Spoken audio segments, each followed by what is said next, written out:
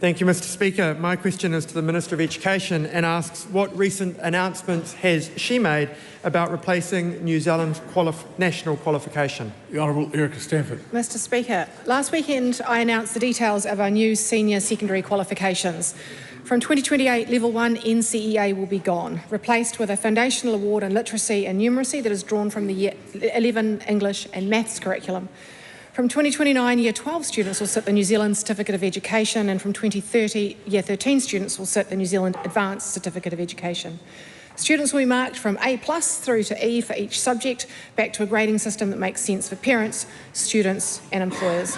The qualification is underpinned by an internationally benchmarked, nationally consistent curriculum to set Kiwi kids up for success.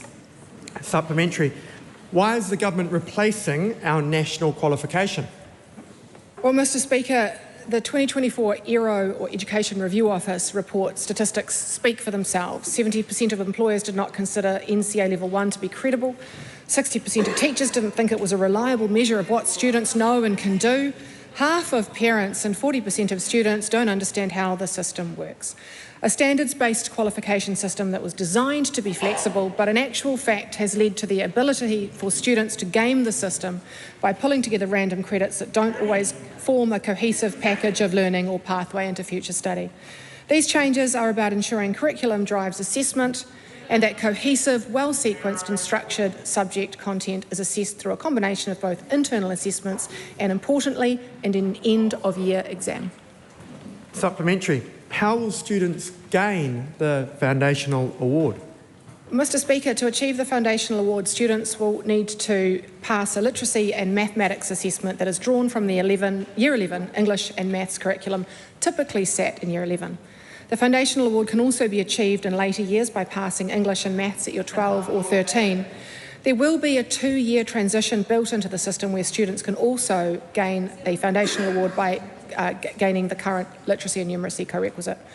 This award is designed to ensure students are set up for success with strong literacy and numeracy skills, enabling them to both access the curriculum in higher year groups and will set them up for future in study and work. How will Years 12 and 13 students obtain the new national qualification? Mr Speaker, in Years 12 and 13, all students will need to take at least 5 subjects and pass a minimum of 3 subjects to gain the qualification. The number of subjects passed will be recognised on student certificates shown as NCEA 4, 5 or even 6, as we encourage and recognise achievement and aspiration. 2 endorsements will also be available to recognise excellence in both vocational and academic achievement. For example, 3 A grades could enable a student to be awarded a certificate with distinction. The exact design and names for these new endorsements will be confirmed in the coming months. Supplementary. What feedback has she received on these changes? Well, Mr Speaker, I've received great feedback on these changes. One retired teacher wrote to me to say, "I applaud your strategies and desire to elevate learning outcomes for students. I'm ashamed of the PPTA for wanting to choke your timely initiatives. I'm saddened that grumbling teachers who have criticised the NCEA models are now grumbling because change is about to occur." Now, Mr Speaker, Auckland Grammar Principal Tim O'Connor told RNZ that the proposed replacement system would provide greater consistency and students...